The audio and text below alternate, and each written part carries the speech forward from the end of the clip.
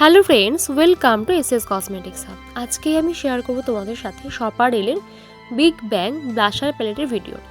এটার shade number হলো 02। এটির এমআরপি আছে 3999 3999। অবশ্যই তোমরা এই প্যালেটটি আমাদের থেকে অফার প্রাইসে পেয়ে যাবে। এটা একটা 8 colour luxurious blusher palette. Velvet finish এবং ডিউই পারফেকশন তোমরা একটা লুক পেয়ে যাবে।